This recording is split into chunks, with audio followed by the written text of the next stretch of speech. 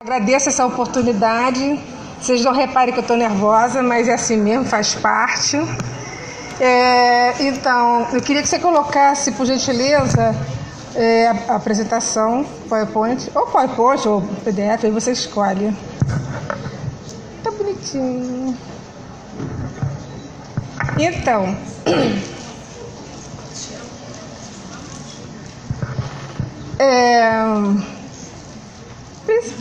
please.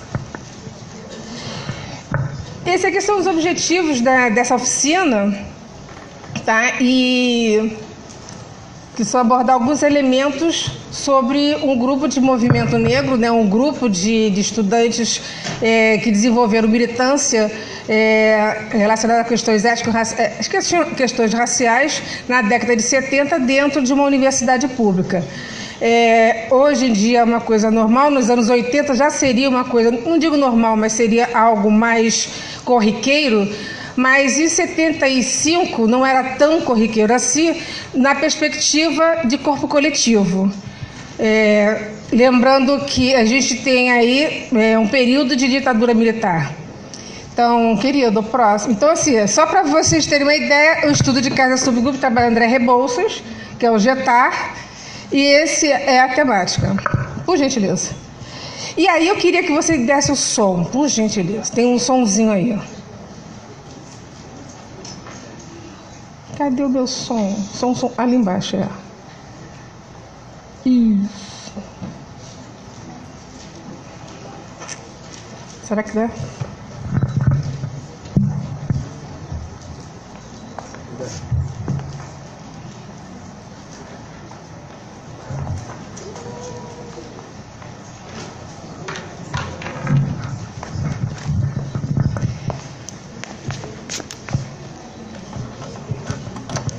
É horrível essa posição, né?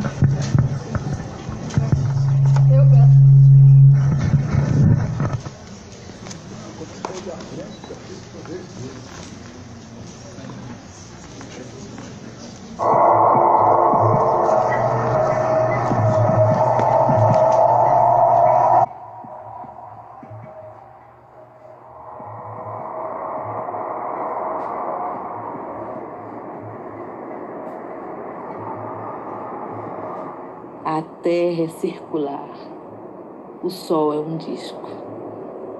Onde está a dialética? No mar. Atlântico, mãe.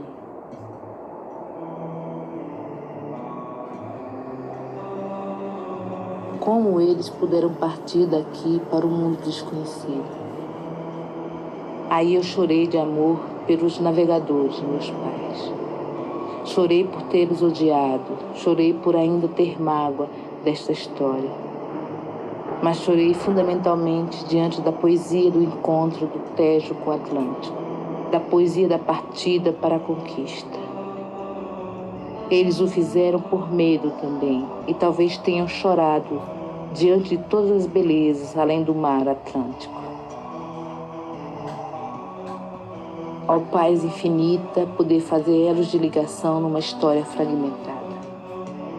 A África é a América e novamente Europa e África.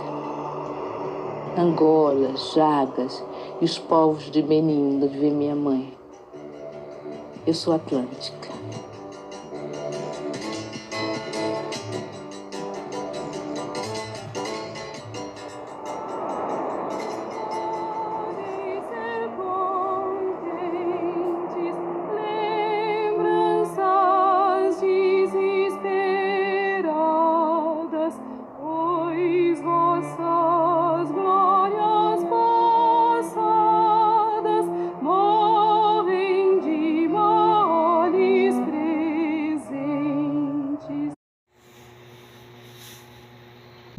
Agora vocês vão ter que me aturar.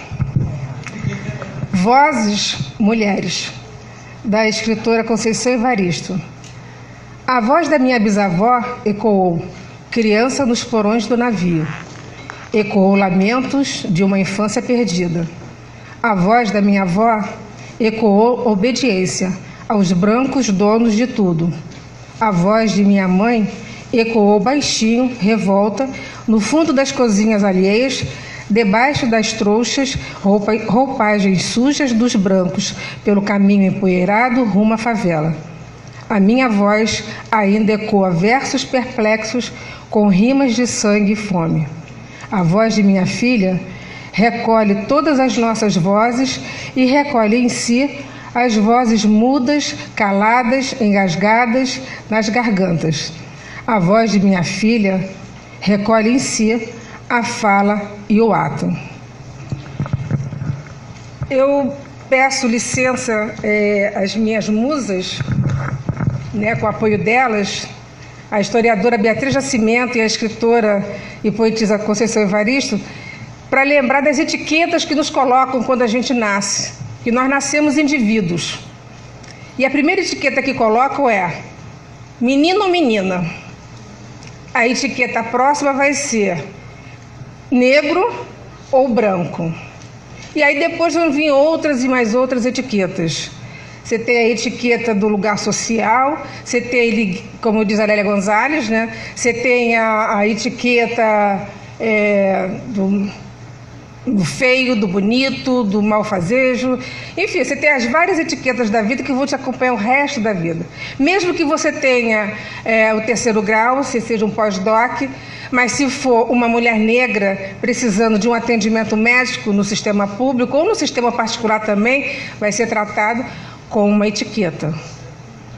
Nesse grupo que eu vou estar apresentando mais adiante, que só para a gente dar um pitelzinho, a gente tem uma parceira, uma ex-parceira, que ela já foi para o Olorum, Marlene de Oliveira Cunha. Marlene de Oliveira Cunha, uma intelectual, uma pessoa fantástica, eu não a conhecia.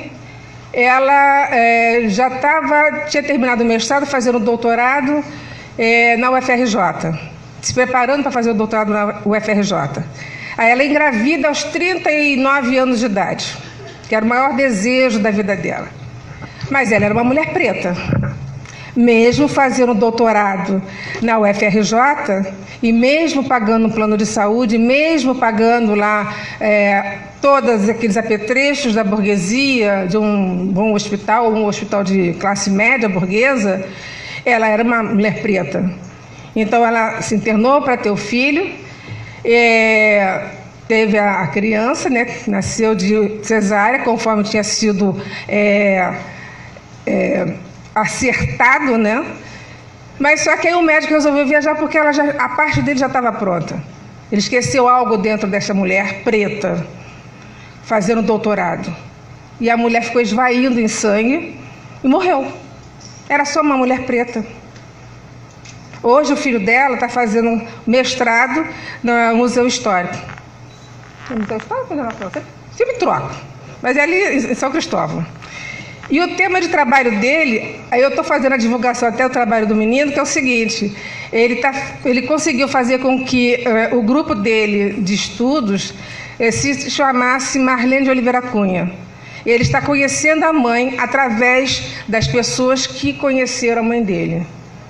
Ele está fazendo o mestrado trabalhando com a dança do jongo. E o mestrado de Marlene Oliveira Cunha era a dança do candomblé, o gestual do candomblé. E ele não sabia, porque ele só foi abrir o armário, porque são muitas dores, quando ele já estava no mestrado. Abriu há pouco tempo, quando eu o conheci. E ele me revelou: tia, que é assim que ele me chama, doeu muito. Eu levei 25 anos para abrir esse armário, doeu muito. A minha mãe, é como você fala, era mais uma mulher preta. Então, dando continuidade às etiquetas, é isso, que nem lembra o que tem na próxima. Vamos lá para a próxima. Ah, sim. Não, volta. É isso aqui. A gente... Beatriz, grande Beatriz, que também morreu como uma mulher preta, guerreira. Beatriz, ela fez história na UFRJ e fez também especialização na UF. E por ela ser uma pessoa extremamente inteligente, muito voltada para a educação, ela é de Sergipe, tá? Então ela veio com a imigração da família para o Rio de Janeiro, nos anos 50, E aí foi morar em Cavalcante e tal. Depois eles se organizaram, uma família grande, são 10 irmãos, eram 10 irmãos, ele mais 10. Aí depois se organizam, então vão morar na Zona Sul. Se organizam em termos de trabalho, de produção, enfim. Vão morar na Zona Sul e todos sempre trabalhando, estudando. As irmãs foram para serviço público e aí depois elas foram fazer faculdade. A Rosa Nascimento, que era irmã dela, já era funcionária pública do PAN 13 de Maio, quando ela vai fazer, ela trabalhava como técnica de enfermagem e aí ela vai fazer História na UF. Então, a Beatriz era muito dedicada aos estudos e ela via nos estudos a possibilidade dela suplantar o que ela via na sociedade, o que ela via dentro do seu próprio entorno, que é o racismo. E é o que a gente vê o tempo todo, né? A gente tem que ter uma válvula de escape senão a gente fica meio que angustiado. Ou, como dizem os mais letrados, ficamos irçados. Vocês não têm... vocês são muito sensíveis demais. Eu já escutei muito isso. Você é sensível demais, você é muito à flor da pele. Você tem que saber ter compostura. Porque também, né, só tem 400 anos, né, de violências, né, de violações, só isso, pouca coisa. Um dia a gente se acostuma, né? Ainda não, graças a Deus. Então, Beatriz, ela estuda, vai fazer Arquivo Nacional, porque o orientador dela deixa eu ver se eu acho o nome dele aqui. Não, no Arquivo Nacional, ele era da História. O Muniz Sodré de Comunicação. Ela vai até fazer mestrado com o Muniz Sodré, mas isso já quase quando ela está fazendo o Ori, que é o filme que eu tirei trechos para fazer essa apresentação. É o Zé Honório Rodrigues. Então, esse senhor, esse historiador, ele foi diretor do Arquivo Nacional. E ele era muito encantado pelo saber, pelo conhecimento, pela devoção que a Beatriz tinha pelos estudos e pelo que ela desenvolvia de tenacidade nos estudos, que ela queria saber a questão do negro, o que é ser negro no Brasil. E aí ela vai estudar, vai tentar desconstruir um pouco do que ela via dentro daquela universidade, que era a escravidão, que ela ficava muito chocada com isso. Na universidade, o que mais me choca, que é o que ela dizia, era só se estudar o negro através do viés da escravidão. A gente não foi outra coisa? Claro que foi. Foram sapateiros, foram livres, alforriados, teve-se um continente de reis, rainhas, imperadores, né, processos diversos, culturas diversas, vieram num processo, transatlântico para cá, que é o que mostra o Ori. E aí ela fala dessa cosmovisão que vem traficada para cá, transmutada para cá, e que aqui é silenciada. Então, e ela fica tentando o tempo todo, através dos estudos, revidar essas informações inadequadas, porque ela fala que essas informações que a academia passa, que a universidade passa, que os doutos passam, essa história oficial, ela não pode somente dizer que é uma omissão por omissão. Não, ela é deliberada. Tem momentos que ela é deliberada. Faltam pesquisas, mas a gente não pode ficar somente pensando na falta de pesquisa. A gente tem que buscar outras pesquisas. A gente tem que levantar outros questionamentos. E tem que olhar esse sujeito não somente como um objeto, que é o que ela propõe. Vê a próxima, por gentileza. Já acabou? Uau! Eu não sabia que tinha sido tão rápido. Nossa, todo mundo já viu tudo? Uau! Então, é isso que ela propõe, né? É uma releitura, uma revisitação. Não revisitação, não é uma releitura, mas é mostrar que o mundo tem outras possibilidades, né? De ser conhecido, de ser visto. Cada povo tem a sua cultura, cada povo tem a sua forma de ver o mundo, de ler o mundo, de ter sua sensibilidade.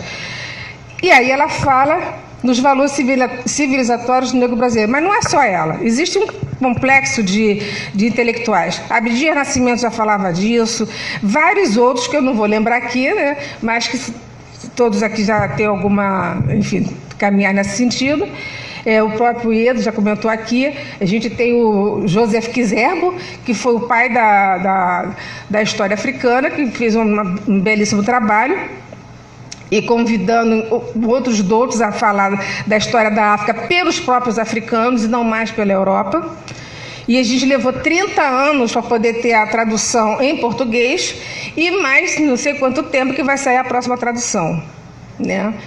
Mas, e uma coisa que o Edo falou que é sério, eu estive há pouco tempo, por conta de a primeira delegação afro-brasileira a convite do Ivanildo dos Santos, Babalaô Ivanildo dos Santos, que é lá do programa também, que está fazendo mestrado e passou do mestrado para o doutorado, ele trabalha com a questão das intolerâncias religiosas. Ele fez uma equipe de militantes, né, de ativistas, todos fazendo uma pós-graduação. Então, pela primeira vez na história do Brasil, vai para um congresso internacional ativistas com nível acadêmico. Se por um lado isso é muito bacana, porque a gente estava lá, mesmo não sabendo falar inglês, mesmo não sabendo falar francês, mas estava o Carlos Alberto Medeiros, estava o Jacques Dadeschi fazendo as traduções. Por outro lado, é como o nosso mais velho falou, a gente tem que estar lá e tem que falar. Porque não é só a conferência em si, mas são os bastidores que a gente perde. Eu sou jornalista, eu fui como acadêmica, mas também fazendo matérias, escutando, apurando. Eu deixei de fazer coisas que seriam extremamente importantes, como outras pessoas deixaram também de perceber situações que poderiam ser muito prazerosas no futuro acadêmico, porque nós não tínhamos o domínio, o que não é impeditivo também, tá, gente? Porque uma coisa que a minha orientadora, que graças a Deus eu estou com uma orientadora maravilhosa, né, que é a Helena Teodoro, ela coloca o seguinte: mesmo que você não saiba falar o idioma e que tenha um tradutor, você tem que estar lá, porque eles vão entender a sua mensagem, estão escutando, mas eles estão vendo. Então tem um ou outro pretinho ou pretinha lá, sim, mas uma equipe inteira, 6 pessoas, todos com mais de 30 anos, isso pesa. Todos com trabalho, isso pesa. E pesa muito. Todos deram entrevistas. Isso é muito importante porque uma das coisas que eles comentaram lá, e eles não estavam ali para falar das miserabilidades do povo brasileiro, até porque os problemas deles são uns e os nossos são outros. A gente ainda está buscando a humanidade. Eles estão brigando por outras situações, ainda tem isso, né? Mas eles entenderam que o que é vendido na mídia, o que é vendido em muitos artigos científicos, não é exatamente aquele ponto e vírgula que a gente coloca. A gente coloca um doce a mais, a gente coloca uma pitadinha a mais de sal. A nossa fala é importante. O nosso texto é extremamente importante. Esse texto, esse hipertexto, ele é extremamente válido. A nossa face tem que estar lá. E o nosso artigo tem que estar assinado e os nossos professores, doutores, têm que estar na casa. Então, nesse sentido, esses nossos doutores, e já estou até localizando no lugar de fala, que é justamente a academia, porque, por favor, quando a Beatriz começa a trabalhar a questão dos quilombos, ela vai ver uma série você já passou isso tudo? Ah, não, você já... Não, tudo bem. Ela fala... Ela ficou 20 anos trabalhando em cima disso, tá? Agora, como é que ela vai trabalhar com quilombos se ela não é uma pessoa que tem recursos? Ela não está dentro de uma grande empresa, não está dentro de uma academia, porque nem todo mundo conseguia e também não consegue. Naquela época, 75, 70, 75, era muito na base de indicação. Hoje a gente tem concurso, mas naquele período era indicação. E as indicações, em geral, a gente sabe que tem um pequeno problema do que indica e que tem uma coloração. Naquela época, então, mais ainda. E por um período em que você leia-se ditadura militar, leia-se falando de temas que eram absolutamente controversos para aquele período, se são agora, em tempos de MBL, imagine naquela época, em que as pessoas simplesmente desapareciam porque o mão branca aparecia, né? Ou então a mão preta desaparecia e todo mundo sumia. Só para vocês terem uma ideia, eu fui criada em Botafogo. Tá? Eu estudava num colégio público perto da minha casa e anos depois é que eu fui descobrir que nessa rua, a Rua Marques, eu estudei lá, que foi em 1970. 70. 69, 70, alguma coisa assim. Tempos depois, quer dizer, já jovem, 14, 16 anos, 17, sei lá, fui saber que ali tinha sido uma daquelas vilas, tinha sido aparelho que recebeu um aparelho de um embaixador sequestrado. Então, era a região que a gente morava, que a gente vivenciava, que a gente não entendia por que os professores tinham tanto medo de ficar conversando. Eu tinha uma professora chamada Tia Lubélia, que era uma judia, e que ela falava assim: minha filha, eu entendo que você passa, porque era muito discriminada, eu queria estar nos folguedos, eu queria estar nas festas e tal, mas a professora, na hora da festa junina, por exemplo, a professora falava assim: olha, não tem noiva preta. Eu tinha 9 anos de idade. Então, isso doía. Aí essa professora falava assim: Sandra, eu entendo que você passa, mas é estudando que você vai superar isso. Você vai estudar. E aí ela montou um cursinho para o Pedro II, e a gente não tinha condições, 2 filhos, o pai era técnico de televisão. Aí ela falou assim: não, vamos fazer um acordo. Chamou a mamãe, dou bolsa para um, o outro só vai ter que pagar. O que a mamãe fazia? Toda vez que tinha aula, ela fazia o lanchinho de todo mundo. Era quiçuca e bolinho da mamãe. Quiçuca e bolinho da mamãe. Os 2 passaram. Eu e meu irmão. Tiveram que engolir a gente. Não teve outro jeito. E a tia Lubélia, depois é que ela foi mostrar pra gente que ela tinha um número no braço. Aí depois, lendo e tal, que eu fui descobrir que número era aquele. De campo de concentração, onde ela tinha perdido a família. Então, assim, são os acordos que a gente faz, né, os parceiros, as parceiras que a gente vai encontrando no meio da vida, que podem abrir portas, né, que foi o que a Beatriz conseguiu também, que foi aquele professor dela, Honório, né, o Honório Rodrigues, que era judeu, e que, pela inteligência dela, pela capacidade dela de produzir, muito enfranhada nos estudos, abriu o espaço para a intelectualidade judaica no Rio de Janeiro. Não que ela fosse ficar como um bichinho exótico, não. Para trabalhar, produzir, conhecer, fazer contatos. E a partir daí ela começa a fazer contato da UF e vai fazer especialização na UF. Neste período, o que ocorre? Ela avança nas pesquisas, as irmãs ficam cada vez mais encantadas, porque família de preto é assim. Nem todo mundo tem condições de estudar. Agora a gente tem as cotas, graças ao Louro, nossos orixás, todo mundo lá de cima e lá de baixo também. Então, mas na época se tinha que fazer um ratatá. Um tem que estudar, os outros têm que trabalhar para poder sustentar um nos estudos. Foi assim que o Sebastião Soares, que foi presidente do grupo, um dos fundadores do grupo. Então, assim, com a Beatriz, como ela teve que aguardar enquanto estudava que as irmãs fossem fazer carreira em serviço público e tal, quando chegou a vez dela de estudar, elas juntavam dinheiro para fazer campo. Então, ela fez muita produção de campo. Ela ia para o campo, fazia o levantamento, voltava, escrevia, depois voltava para o campo para poder conferir. Beleza. Então, tinha material, tinha produção. Quando ela vai fazer a especialização com a Berriel, ela estava meio que desanimada, não quer mais nada, não sei o que e tal, mas se animou, foi fazer a especialização. Aí ela leva os alunos da especialização para o Centro de Estudos Afroasiáticos, porque na época o Centro de Estudos Afroasiáticos era um espaço super interessante de estudos, porque em 1970, 71, o Rio estava num movimento interessante, né?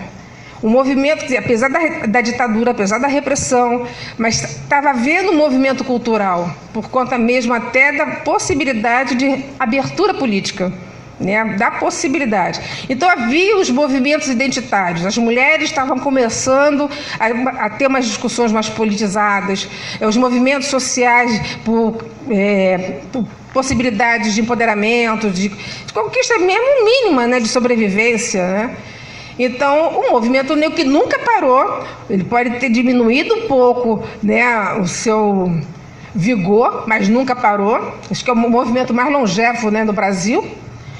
Então, assim, no Brasil todo mundo trabalhando no sapatinho, porque a gente trabalha no sapatinho, trabalha devagarzinho, mas sempre trabalhando, a gente nunca parou.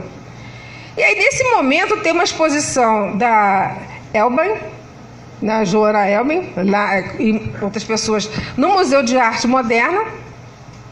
E imagina uma exposição sacra de afro-religiosa. Uns Exus enormes, numa época de ditadura. Museu de Arte Moderna. Eu não estava lá, mas eu imagino que deve ter sido muito bonito. Exu, pombagira, não sei o quê. Tudo bem que ainda era aquela coisa, né, meio folclórica e tal, mas chama atenção. Todo mundo que tinha cursinho, o pessoal fazia tudo panfletagem. E nessa estava o Centro de Estudos Afroasiáticos, porque eles estavam fazendo cursos e tal. Ou seja, reuniões para chamar o pessoal para poder fazer uma discussão sobre questão racial, sobre o negro no Brasil, sobre o negro em África. E Edo era uma dessas pessoas que estava lá. Ó, a culpa é dele, hein? É um dos culpados. É um dos culpados. Não é? Então, esse movimento acontecia de sábado em sábado, Paulo Roberto, né, essa turminha aí. Mas assim, a boca pequena, não era nada assim, escancarado, senão a gente não ia estar aqui hoje. Né, tem isso, né? Era Ipanema, né, aos sábados, de 15 em 15. E aí eu lembro uma fala do Sebastião Soares, que ele falava assim, poxa, eu escutei uma vez o Iedo e o Amaury Mendes Pereira na biblioteca que tinha ali na Cinelândia, esqueci o nome, Castro Alves, que é onde está o Teatro Rival hoje. Eles estavam lá discutindo muito, e o pessoal, fala baixo, vocês estão na biblioteca, não sei o quê. Eu imagino a cena.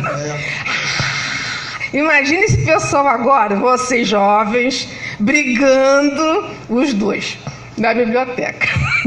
Racismo no Brasil! E o pessoal, menos, Padilha, menos. E aí ele escutou, pô, você tem que ir lá, não sei o que, vai para tal da reunião, não sei o que. Aí, um dia ele foi, adorou, ficou apaixonado e tal. Outras pessoas também foram, enfim.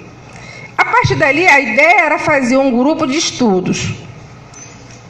Até um certo momento foi, depois não foi mais, porque as pessoas tiveram outras visões, outras possibilidades de caminhar, foram vendo outras situações. O IPCN aconteceu, o SEBA, primeiro foi o SIMBA, como ele colocou, depois o IPCN, cada grupo com as suas vertentes, com seus perfis, e o grupo André Rebouças não nasce aí, mas nasce aí nessa perspectiva a ideia do Centro de Estudos Afroasiáticos criar um grupo de estudos. Não aconteceu ali. Veio o vestibular, as pessoas se dispersaram, quem continuou lá estudando continuou dentro do Afroasiático, quem continuou na UF, que tinha gente da UF, Marlene, Rosa e outras pessoas que eram da UF continuaram. Sebastião era estudante universitário, era estudante secundarista, fez vestibular. Quando passa no vestibular, em 74 para 75, aí no bandejão ele encontra as pessoas dentro do bandejão. Aí vê aquela nata, imagina, aquela nata branca e aquele ponto preto. Aí vai no ponto preto. Aí reconhece Marlene, Romão, Rosa. Gente, era para mais de 500 pessoas. Nossa, muita gente. Aí ele gruda naquele povo, aí ficaram 5, né?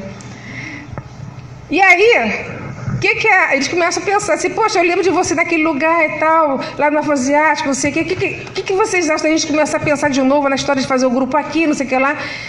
Nessa ocasião, a Beatriz, que estava terminando já a sua especialização, já estava finalizando lá a sua produção, estava já afastada, só para entregar o texto, né? Estava lá no Afroasiático. Marlene chega e fala assim, eu vou conversar com Beatriz. Aí as duas conversaram, beleza, vamos formar o grupo. E aí começa a história do André Rebouças. Começa a brincadeira aí. Porque os alunos da universidade já tinham um lugar, o espaço, o território.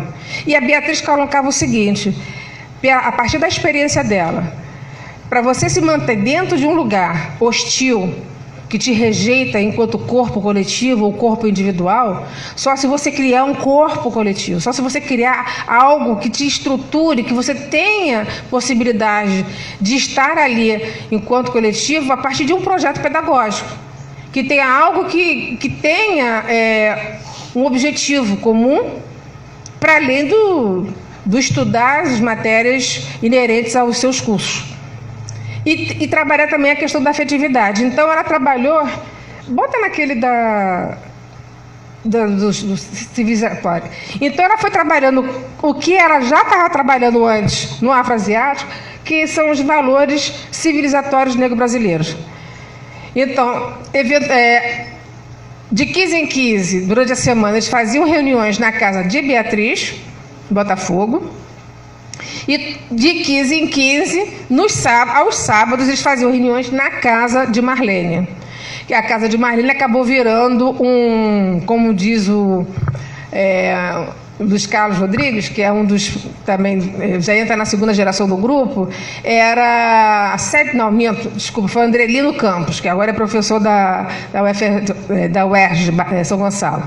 Era salão de festa do grupo. Salão de festa não, salão social do grupo. Sede social do grupo era a casa da Marlene. Porque era uma casa simples da família, morava ela, a mãe, o irmão, o tio, a mãe, tio não, eram os pais e ela e o irmão. E ali na sala que rolava a reunião. E quando o clima ficava meio pesado, a mãe dela via e falava assim: vem cá, vocês são irmãos? Estão brigando por quê?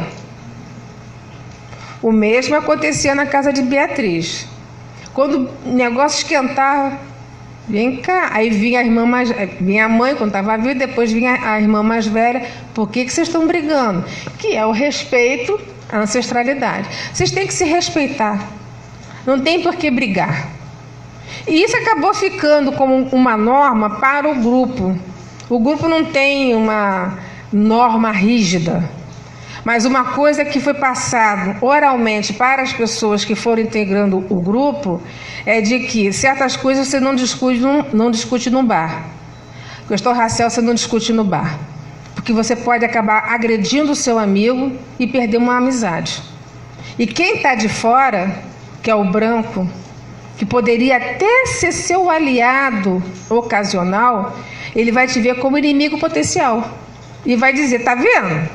Você ainda está dizendo que isso aí é legal? Olha como é que eles ficam se matando entre eles. Aí a gente paga um mico e não vai resolver nada. Então o grupo passa a ter esse tipo de conduta, assim, meio que numa norma interna, que eu fui aprendendo também ouvindo. Porque eu, como qualquer pessoa que entrou no grupo, já entrou assim porque assim, você tem os estágios de aprendizagem, né? Você, no início, você não quer saber da questão, depois você até toma conhecimento, fica meio assim, aí depois você fica irritado, querendo quebrar tudo, fica estressado, aí depois você... Não, peraí, eu até posso desestressar, vou ter que ler mais, né? Até que depois você chega no Nirvana. Eu ainda não cheguei no Nirvana. Você já chegou, né, amor? Eu ainda não cheguei. De vez em quando, quando estou no salão, eu faço militância no salão de unha, né? Às vezes eu tiro a mão porque eu faço a militância, então ainda não cheguei no Nirvana. E a Beatriz, coitada, ela também não tinha chegado no Nirvana porque ela foi defender a amiga dela de um cara violento. Aí o cara foi lá e tum! Ela também acabou morrendo como uma mulher preta, como qualquer mulher que vai defender outra mulher, né? E não, ela não tinha atingido o Nirvana. Enfim. Aí, o que é que ela fez com o grupo? Ela usou exatamente aquilo que a gente tinha visto antes. Não, volta. Que é ali, as várias conceituações. Então, como ela coloca no grupo... segunda... Tá, próximo. É aquilo ali, ó. Ela trabalha o conceito do quilombo para ela, é um conceito ideológico, é um conceito doutrinário, né? Ela pega o quilombo, ela sabe que tem variadas formas de quilombos, vai depender da região, vai depender dos grupos que fizeram aquela composição. Não é todo quilombo que é igualzinho, nada é igual. Tudo é diferente, cada um tem uma composição diferente, tudo é diferente. Só que ela, o que ela faz? O que é o barato dela? Ela pega aquilo dali, essa ideologia, essa coisa do se aproximar, de se chegar ao outro e falar assim, olha só, a gente tem algumas questões que são muito nossas. A gente tem a circularidade, a gente tem a ancestralidade, tem algumas coisas que são nossas. Que a gente encontra esses traços, esses dados dentro da nossa casa, dentro da favela, dentro de comunidade terreiro. Então a gente vai buscando. E aí ela foi vendo essas similitudes e foi fazendo essa conceituação, tá? E aí, mas foi muito interessante. Se vocês tiverem oportunidade, gente, vejam, baixem no YouTube Ori, O-R-I, que é o filme que ela fez que seria a dissertação dela de mestrado, mas que eu vejo como uma tese de doutorado, que ela faz com a Raquel Gerber. O filme é lindo, que foi essa entrada que eu dei com o poema dela. A pesquisa e o texto são dela, a narração também, mas tem outros personagens na narração. É porque não deu para vocês verem aqui embaixo. Naná Vasconcelos fez a trilha sonora, mas também tem outras pessoas convidadas. Então, assim, é muito interessante porque ela vai analisando alguns países, Senegal, Angola, ela vai a alguns países africanos e para conhecer a história desses lugares, né, desses países, conhecer como que os quilombos eram lá, como é que era a situação deles lá e tal, e compara aqui. Eu acho que ela estava fazendo história comparada. Eu acho que estava. Então ela faz as comparações e coloca na tela. E é lindo demais. E a gente fica até arrepiado, porque ela leva isso para o nosso cotidiano. Quando ela mostra, por exemplo, a fala de um artista do samba, da Vai-Vai, que ele fala assim, na Vai-Vai a gente tem os bantos, porque aqui você tem, toda a realeza está aqui. E aí, claro, vai ter as suas explicações canônicas e tal, que aí vocês vão ver o filme e vocês vão adorar. É de graça, gente, baixa o filme que é bom. Por gentileza, próximo. Para mostrar o seguinte também, eu botei essas informações para mostrar que o que ela está falando tem a ver com o que o Abdias vem pregando há muito tempo. O Abdias, ele vem falando do quilombismo, que ele aprimora em 1980, né, com o lançamento do livro Quilombismo, mas é um discurso, uma discussão que ele vem trazendo há muitos anos. Tanto que no primeiro congresso do Negro Brasileiro, que é de 50 e tal, deixa eu ver se eu consigo ver a data ali. 50, né? 49, 50. 50. Exatamente. Então, ali, nesse congresso, ele já está falando da necessidade do Estado brasileiro ter que disponibilizar recursos para os estudantes universitários negros e negras. Fora outras questões que ele já está colocando. Eu não sei se ele já está, porque eu não analisei o documento, Iedo, mas eu acho que já está falando de reparações também? Não, ainda não, né? Então, assim, e ele fala em outros livros, inclusive desse livro também, logo no início, ele fala também do conceito de quilombo, né? E aí fala da importância da gente conhecer a nossa história, da gente tirar para a gente poder tirar esse ranço, que é a mesma coisa que a Beatriz fala, para a gente tirar nosso ranço, tirar aquilo que essa cultura europeia, norte-americana e europeia nos introjetou. É muito doloroso, é igual a crescimento. Todo mundo aqui já passou dos 12 anos. Não sei se vocês lembram. Dói a perna, dói o braço, principalmente as pernas, porque o crescimento dói, a maturidade dói, a gente mudar de estado dói, sair do solteiro para o casamento dói, sair do casamento para a separação dói. Tem horas que a gente fica feliz, mas também tem horas que a gente fica arrasado, né? Às vezes até na hora de pagar as contas. Mas também na hora de dividir o travesseiro que está vazio. Também tem isso, né? Não tem ninguém para dar esporro. Mas, enfim, tem essas coisas, essas mudanças fazem a gente ficar incomodado, né? Agora, vocês imaginem ele falando isso em 1950, 40, 60, foi falar lá em Lagos, e sempre ele falando assim, gente, a cultura branca tirou da gente a comunicação. A cultura branca, eles deixaram para a gente um país ilhado.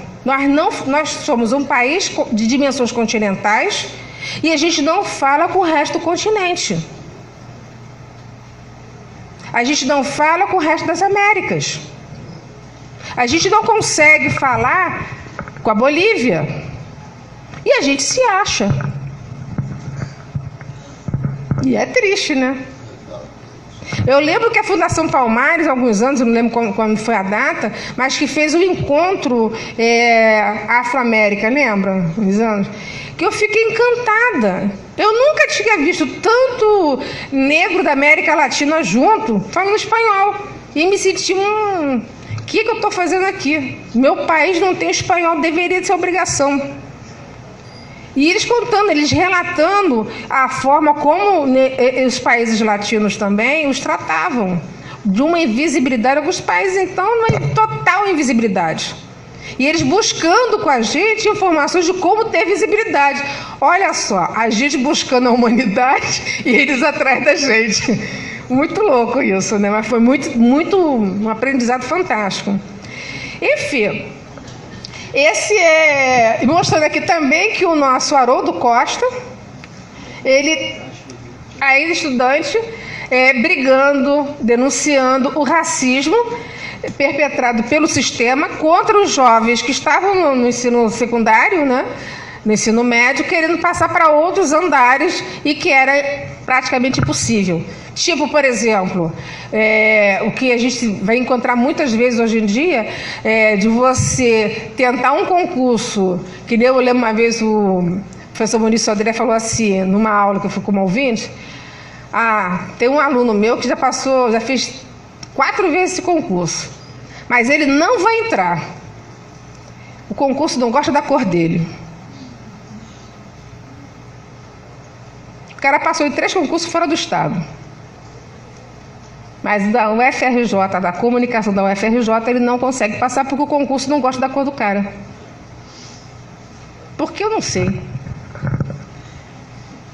Enfim, aqui eu coloquei esses conceitos, né, que são de Lélia, né, são clássicos. Petrônio Domingues, que é um autor novo, ele é um historiador da safra, da última safra de historiadores, que trabalha muito com o jornal Imprensa Negra, junto com a Ana Flávia Magalhães, e eu tive a honra de fazer um semestre com ele. Eu já posso morrer tranquila, entre aspas. Então, ele é de Sergipe, ele tem um trabalho fantástico. E aí também, nessa publicação que vocês vão ver depois, lá na bibliografia, ele tem uma... como é que a gente fala assim? Marcação de... Como é que a gente fala de... periodização do movimento negro em 4 tempos. E Alex Hatt, que eu trouxe o Alex porque ele fala do movimento da militância negra dentro da academia. O André Rebouças, eu tinha pensado inicialmente, quer dizer, depois que eu li Hatt, que o André Rebouças poderia ser categorizado, entrar nessa categoria, mas só que não. Num primeiro momento, pode passar, por gentileza.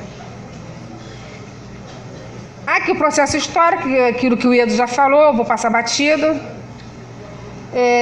Aqui aquilo que eu já tinha falado das semanas afro-brasileiras, do Cineb, do Simba. Bom, agora a gente entra na história.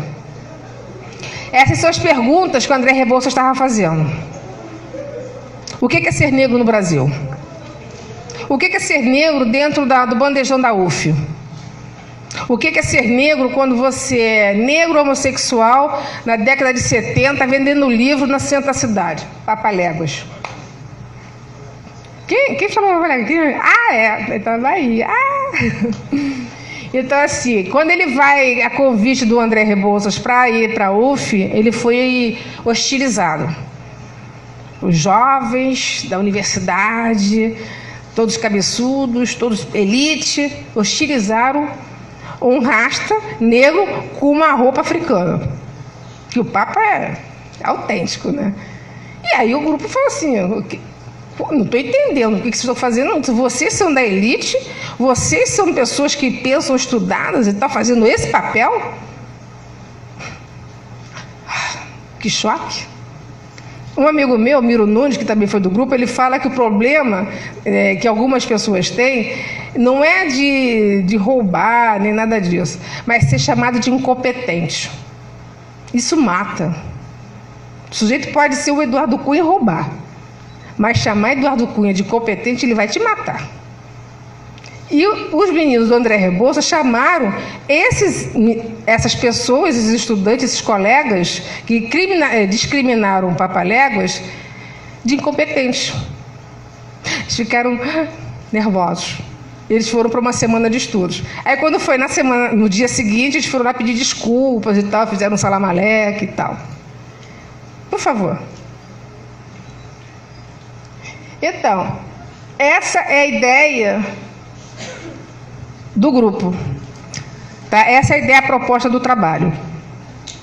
Lembrando que a construção de uma episteme, a construção de um novo conceito, ela não se dá somente pelos alunos. Os alunos são tarefeiros, tá? Os alunos tarefeiros num primeiro momento, porque eles ainda não têm o capital social para estar chamando pessoas de vários lugares. E eles não têm sala, eles não têm professor lá dentro, são alunos da universidade pública que estão criando um espaço, né, um fórum dentro da universidade pública de 75. A professora Beatriz, ela está no afroasiático. Porém, eu falei que ela tinha alianças. Uma das professoras com quem ela tem aliança é Maria Maia de Oliveira Berriel, que é a professora de antropologia da UF, com quem ela fez a especialização. Berriel é professora. Passa 2 anos, ela vira diretora. Mas, nesse período em que os alunos entram em 75 até 77, eles vão ter que ralar muito. Porque o que acontece? Já leram aqui, né, gente? Que eu não vou ler para vocês, não. Todo mundo já leu, né? Ótimo.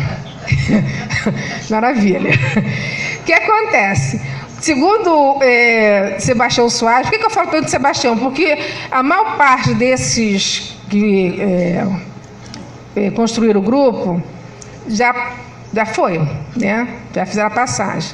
Conversei com o Andrelino Campos, mas na época o Andrelino trabalhava muito. O Andrelino estava fazendo graduação e vinha de uma situação de muita penúria, porque o Andrelino ele perdeu os pais muito cedo, perdeu os pais com 7 anos de idade, 7 para 8 anos de idade. Então ele foi criado na FUNABEM, ou uma casa semelhante a isso, uma instituição semelhante a isso. Ele quase que é saída aos 15, com a roupinha do corpo sem sapato, mas aí alguém reverte a situação e eles ficam até os 17. E vai direto para o serviço militar, onde ele tem casa, comida e roupa lavada. Aí dali conhece um amigo, e aí esse amigo leva ele para conhecer um pouco da militância, um pouco da discussão sobre esporte, de outras possibilidades. E aí ele começa a frequentar o centro do Rio e conhece a Rosa. A Rosa e a irmã dela que trabalham no PAN da 13 de maio. E ele estava estudando, fazia artigo 99, artigo disso, artigo daquilo, porque ele saiu semi-analfabeto. E quando ele fazia o quartel, ele tentou ao máximo, dentro das possibilidades dele, estudar. Mas quartel é quartel, né? Tudo bem. Aí ele trabalha como faxineiro, trabalha no que puder, no que dá, ele trabalha. Até que ele faz vestibulares e tal, e com a ajuda da família, das irmãs de Beatriz, ele consegue se reerguer em termos de estudos e tal, e muita afetividade, porque foi a família que ele conseguiu construir. Mas ele mora em Realengo, num conjunto habitacional chamado Fumacê. Quem é do subúrbio sabe, né? Da delícia. Aí, tudo bem. O cara sai lá de Fumacê, trabalha no centro do Rio, depois vai fazer vestibular. passa no vestibular para a UF, de barca. Na época não tinha ponte. Ou barca, de hora em hora, né? Aula de manhã e aula à tarde. O cara mora lá em Realengo. Aí tudo bem. Tá, vai, não sei o que, tal. Então ele não tinha muito tempo para poder ficar fazendo militância, mas já tá na hora? Ah, bom, que susto. Ai, tá, que susto. Agora que comecei a falar das fofocas. Aí, então, ele não tinha muito tempo para ficar, né, circulando, mas ele gostava desses encontros, porque eram encontros de afetividade, encontros que ele conhecia as pessoas, encontros que ele aprendia. Porque uma coisa que o Andrelino e o Tião falam, a gente, além da gente estar fazendo a nossa graduação, que a gente tinha a obrigação de ser os melhores, não por sermos negros, mas nós tínhamos a obrigação de sermos melhores porque a gente estava falando de um tema que a universidade não queria. Então, se um de nós tivéssemos nota baixa, eles iam dizer, tá vendo? Tá vendo? Tá vendo? Vai pro Pelourinho. E se repetisse então, danou-se. Então eles tinham que realmente estar muito afiados. E outra, eles estavam fazendo uma segunda faculdade, uma segunda universidade, porque a semana de estudos, que era um fórum de debates de palestrantes, que eram os professores, que eram os pesquisadores, elas aconteciam durante uma semana inteira. Isso que a gente está fazendo aqui hoje e tal, é o que vocês fazem normalmente, uma semana inteira de estudos. Só que durante o ano inteiro, os alunos vendiam o discurso. Então, se o professor falasse, você é feio, ou você é negro, ou você é isso, ou você é aquilo, ele tinha que vir com a resposta acadêmica, teórica, para dizer, não, segundo fulano de tal, de acordo com não sei quem. Então, assim, era uma segunda faculdade. E justamente num período em que se tinha muito pouca produção a respeito. Eles estavam trabalhando na perspectiva de relações raciais. Em 69, para vocês terem uma ideia, o Carlos Zembal, que é um sociólogo que veio da Argentina e vai fazer o curso no Chile, porque a Argentina estava passando por um processo também de ditadura e tal, e aí o curso que ele vai fazer da Flasco é bancado pela Fundação FOR, aí vai fazer esse curso no Chile, e aí a partir desse curso, um dos professores vem para o Rio de Janeiro, faz um curso no IUPERJ e fala que alguém pode dar aula de metodologia, fazer um curso, uma área de metodologia de pesquisa, e dá o nome do Carlos Zembal. A Zembal só estava fazendo mestrado lá. Aí o pessoal aceita, porque não tinha ninguém com a perspectiva que eles queriam, de trabalhar as questões raciais, com um viés que não fosse aquele viés clássico do folclórico, ou daquele viés dos pianos, em que tudo está lá atrás, de acordo com a escravidão, espera a revolução chegar que você vai melhorar. Vai ter que esperar o milagre econômico. Enquanto isso, fica lá. Porque você não tem o preparo mental para estar segurando o cheque, né? Então, ele mostra que tem vontade de vir e vem. Ele já tinha uma discussão, só que veio. E aí foi bom. Porque quando ele vem para o IUPERJ, que tem uma relação, né, com o Centro de Estudos Afroasiáticos, eu não vou entrar nessa discussão agora, porque aí também é mais 5 minutos, eu vou perder. Aí ele conhece Beatriz, conhece Zé Nunes Pereira, que já fez a passagem também, que era um cara fantástico, ele era do Maranhão, filho de portugueses, e que a sua infância foi estudar em Portugal, numa escola para esse povo que mora fora, que mora nas colônias. Então vamos deixar os pobrezinhos, filhos de português, estudar junto com o povo da colônia, sabe? Só que assim, o Zé Nunes Pereira, filho de um português, o pai dele tinha se separado da esposa, né, da esposa dele, aí foi morar no Porto, numa casa que a dona era uma senhora que tinha 5 filhos ou 4 filhos e tal. é uma senhora negra, tem uns filhos. Aí o Zé Nunes Pereira acaba sendo criado, era o mais novo da turma. E a senhora também acaba ficando com o pai. Então ele acaba sendo criado por todo mundo ali. Então ele, imagina, no Porto, né, aquela graça, conhece todo mundo, conhece aquele best found, todo mundo ali, né, conhece toda a malandragem, se constrói nessa negritude toda, isso no Maranhão.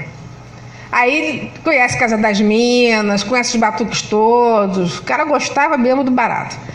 Aí ele vem para o Rio de Janeiro. Ele vem para o Rio de Janeiro, depois vai estudar lá em Portugal, conhece a turma, aí vai morar numa casa de estudante, em que essa casa de estudante recebia os futuros líderes das lutas independentistas. Aí tanto que ele faz contato com esse pessoal, enfim, ele apoia mesmo, aí depois ele tem que retornar ao Brasil. Aí, enfim, fica nessas idas e vindas, tem uma biblioteca maravilhosa. Aí chega o período que ele é preso aqui, aí ficam perguntando para ele: o que você estava fazendo lá, rapaz? Tac. Você estava fazendo bobagem lá, aqueles meninos lá são muito levados e tal. Sabe aquelas coisas de ditadura, né? Aí depois decidem que ele pode ficar livre, mas vigiado. Aí, enfim, monta uma biblioteca bacana. Quando aquele pessoal que a Beatriz chamou da universidade para conhecer o Centro de Estudos Afroasiáticos, era para conhecer a biblioteca dele. Porque, detalhe, gente, o Zé Nunes Pereira era casado com a irmã da Beatriz. Estou falando que o cara gostava da coisa?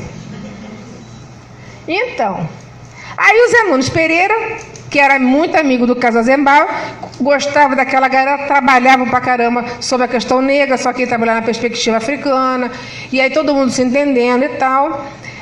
Cria-se o grupo, com um espaço dentro da UF, então aí você já tinha a universidade privada e tinha a universidade pública, 2 espaços para poder fazer o diálogo. Os meninos saíam da UF e iam conversar, dialogar, estudar com os professores da Casa Zembal, Maria Berriel, enfim, com as pessoas que iam fazer a semana, para poder entender do que estava se tratando. Porque se para vocês hoje, às vezes, o texto é duro, imagine há 30 e tantos anos, 40 anos atrás, e que você não tinha referência, não tinha Google. Não tinha Google, gente. Isso é triste, né? Mas é real. E era borracha, tá? Era mimeógrafo, a álcool, tá? Era triste. Máquina, tem essas coisas, né?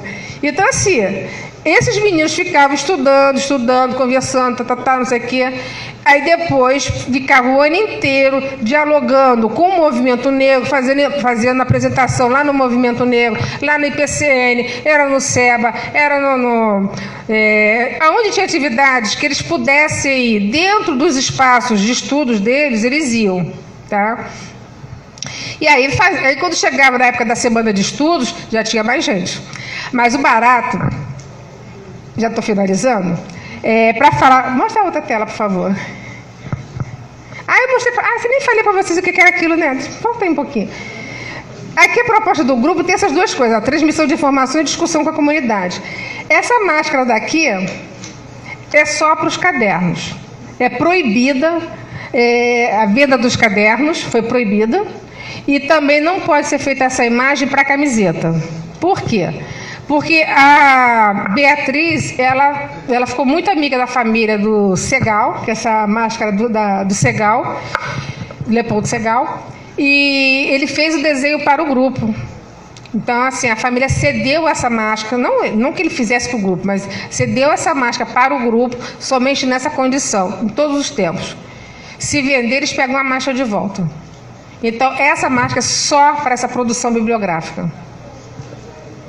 Então, aqui, a transmissão de informações e discussão com a comunidade. Como é que se dá essa estratégia? Semana de estudos, a ferramenta são os cadernos de estudos e o difusor é o GETAR. Quem é o GETAR? São os alunos envolvidos. Uma nação só.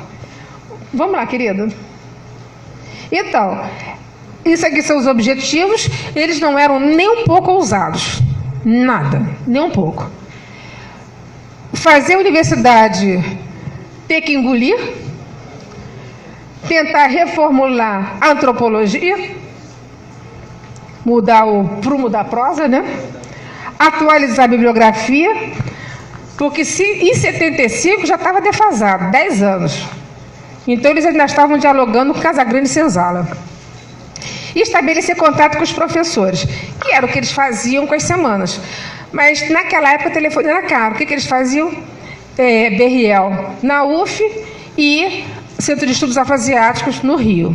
Ficava esse... vai lá e vem cá, vai lá e vem cá. Vai, filha, por gentileza. O barato do grupo é o pioneirismo, porque eles levavam a discussão racial no momento em que, dentro da universidade, enquanto corpo coletivo, tá? Porque tinha discussão sim, em algumas universidades tinha discussão sim, mas eram coisas bem... um ponto aqui, um ponto ali e tal, nada sistematizado. O barato do grupo, né? Acho que a grande novidade do grupo foi naquele período ele ser tão longevo e não ter tido uma interferência direta de professores. Porque a Beatriz ela foi mentora só no início. Depois eles tiveram que tocar. O Andrelino, que era de geografia, fala que eles tinham muita dificuldade para a escrita. Certamente deve ser a mesma dificuldade que eu estou tendo agora de fazer o texto, que eu estou no mestrado na finalização, então estou sofrendo horrores. Mas todo mundo já me disse que é assim mesmo, né? Eu odeio essa expressão, é assim mesmo. Mas é assim mesmo. Então, ele falou que naquela época ele só foi conseguir perceber, conseguir escrever, ou seja, conseguir articular 3 anos depois, ou seja, na terceira semana. Ou seja, ele levou 3 anos fazendo uma formação direta para poder começar a escrever, porque naquele período não tinha TCC. Então, os cuidados, sujeito à própria história e tal. Uma coisa bacana do movimento, né? O movimento estudantil. Estou acabando. Ih, já acabou meu tempo. Movimento estudantil não aderiu. Isso que era mais bacana.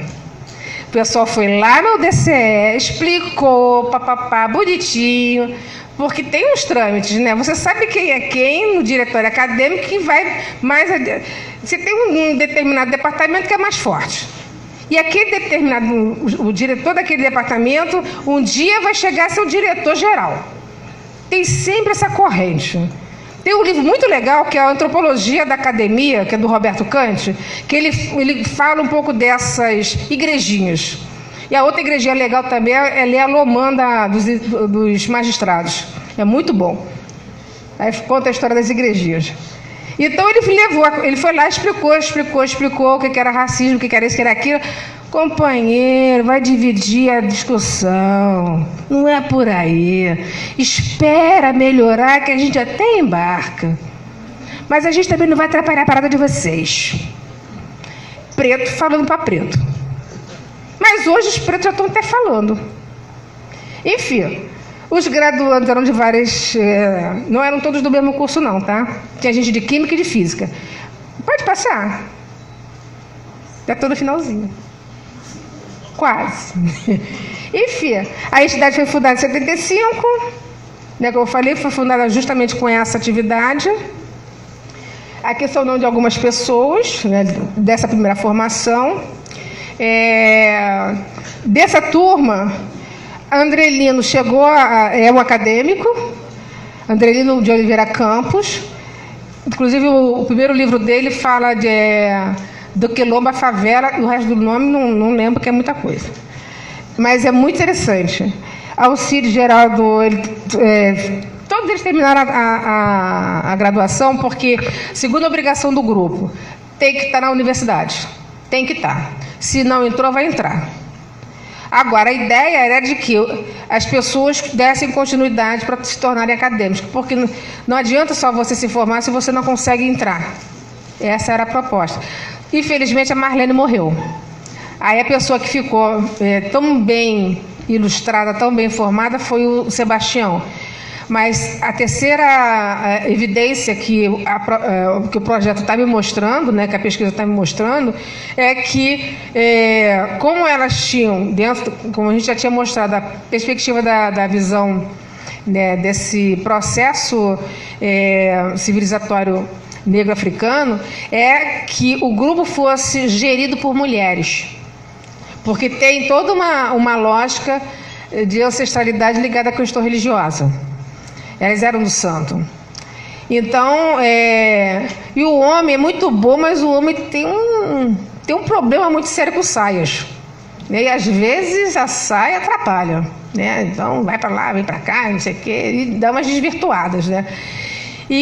Mas não teve outro jeito. E não é só por causa de saia, não. Mas a questão mesmo era ser gerido só por mulheres. Mas, infelizmente, não houve possibilidade. Aí veio o Tião, que também fez uma gestão bacana. Só que elas tinham uma perspectiva academicista. E o Tião, como ele já via, como ele mesmo fala, com o vírus do movimento, né, o vírus do movimento social, ele não estava conseguindo, não só ele, né, mas o grupo, fazer com que outros alunos se engajassem no grupo. Porque dá trabalho fazer militância dentro da universidade. Dá muito trabalho, porque é muita responsabilidade. O grupo se manteve dentro da universidade, direto, de 75 até 90, o que já foi bastante tempo, até 88, né, porque aí foram 3 gerações, né, que se sucederam. Agora, em 80, eles começaram a ter que pensar em outras alternativas. Fazer atividade dentro da universidade e fazer atividade fora. Porque também eles queriam o quê? Aí eu estou falando eles enquanto grupo mesmo, porque a Beatriz já tinha saído, a Marlene já estava fora fazendo o seu doutorado, ou fazendo o mestrado. E aí, o que essas pessoas estavam querendo? Tinham saído da UF em 85, não, 84, 85. O Miro Nunes entra em 85, 83, 84, não, 84 que ele entra. Então, assim, você tem pouca renovação de quadros. E o grupo era um grupo pequeno, que é um grupo. Grupo é grupo. E as pessoas até achavam assim, nossa, esse grupo é imenso. Tem gente pra caramba, porque teve uma vez que a BRL, numa canetada só, liberou 1000 cartazes. Aí eles panfletearam a UF toda para o evento. Porque o Miro, quando entra para o grupo, ele leva os conceitos da comunicação, porque ele fez jornalismo. Então ele falava assim, vamos usar a mancha, que é o desenho gráfico, e não vamos colocar todos os elementos que são mutáveis. A gente vai deixar só a mancha. E a gente vai anotando o que for mutável. E assim eles ficaram com gabarito. E aí o Miro trouxe uma outra novidade, que... Muda, por favor. Que são os cadernos. Essa aqui é a estrutura da semana. Pode mudar. Essas são as matérias relativas às semanas. Pode mudar. Esses aqui são os boletins. Não, O Miro traz essa novidade, porque até então não se tinha, né, recurso para fazer um jornal. E também praticamente só ele que escrevia e poucas pessoas. Tinha que estudar, tinha que trabalhar, tinha que estudar. 2 faculdades, né, gente? Não esquecendo. Tinha um estágio, então muita coisa para pouca gente. E fora as atividades, porque o grupo tinha uma caixa postal, recebia as demandas, né, do Brasil, de fora e tal, respondia aquilo que podia e ainda ia nas atividades mais próximas, porque tu tem recursos. E eles não tinham recursos externos. Se bem que o grupo, quando fazia atividades iniciais, eles conseguiram recursos da Fundação FOR para poder bancar os palestrantes nos traslados. Tá? Logo no início, assim, nas primeiras 4 semanas, as primeiras 6 semanas. Tá? Porque teve uma determinada semana, de 78, que ela foi reconhecida pelo MEC pelo seu conteúdo, pelas pessoas que participavam, pela qualidade. Porque desde o primeiro momento o grupo registrou. A primeira atividade foi muito pequena. Pequena no sentido mesmo de pequeno. Era uma sala que o pessoal, era uma estratégia que eu fiquei devendo para vocês. Era um período de ditadura, que todo mundo ficava um olhando para a cara do outro assim, com medo. Eles não tinham noção dessa coisa do estar com medo e tal, porque a fase mais fervorosa já tinha passado um pouco. Mas eles sabiam que o não era o certo, o sim era o mais difícil. Então, o que eles faziam? Para poder checar ter sala para os 5 dias, ficava a gente de manhã, de tarde e de noite, tomando conta das salas vazias. Iam no banheiro e anotavam o horário daquelas salas vazias. Depois eles revezavam. Todo dia faziam isso. Aí no final de semana eles chegavam e falavam, no dia tal, no horário tal, a sala estava vazia, não sei o que. Depois eles checavam na semana seguinte. E faziam isso durante o mês inteiro para poder ver qual a sala que estaria vazia para eles usarem. Aí se a pessoa chegasse para ser o funcionário, você não pode usar essa sala porque está ocupada. Não está ocupada. Como é que você sabe? Eu sei. Porque de acordo com o boletim tal, no dia tal, não sei o que lá, está vazia. Então não tinha como. Aí quando chegou no dia primeiro dia do evento, faltou luz. Simplesmente apagaram a luz do andar, do shift todo. O pessoal não entendeu nada, né? E nesse dia estava Berriel, Marlene, enfim, os alunos dos estudantes do grupo, e estava Beatriz, Berriel, o Rubens Confetti, que é um jornalista, radialista, e também estava o percussionista Djalma Correia. Aí, quem me contou essa faceta foi o Andrelino. Ele falou assim, Sandra, você tinha que ver a cena. Parecia até o Ori que eu passei aqui. A sala na penumbra. O pessoal pegou umas velas. Eu falei, de 7 dias? Ele, não, vela fina. Tacaram umas velas no canto. E o cara com a tabaque, Djalma Correia só na tabaque. Você só via aquelas luzes bruxuleantes. Eu falei, gente, que genial! Eu falei, e aí? E aí que as pessoas ficaram assustadas, coisa de macumba. Eu falei, Marlene não, Beatriz não quis falar. Eu falei, mas como ela ficou emocionada? Não, ela não estava ali. Ela estava voando para frente e para trás, para frente e para trás. Todo mundo falou, ela não. Ela só falou no dia seguinte. Aí no dia seguinte tinha luz. Aí foram perguntar para a professora Berriel por que ela tinha permitido. Ela falou assim, mas eu nem sabia. Gente, eu não sabia. Estão falando de preto aqui dentro? Eu pensei que fosse só na minha aula. E assim a humanidade caminhou. Gente, eu quero agradecer. Deixa eu ver se mais alguma coisinha. Passa, meu amorzinho. Sim, as crianças, gente, olha só. Esse daqui, é o Tião. Esse daqui é o Tião. E esse aqui agora é o Tião. Aí o Tião vai estar no dia 8 lá no Museu Nacional. Museu Nacional, de 9 a meio-dia, junto com a professora Yolanda, falando sobre o André Rebouças.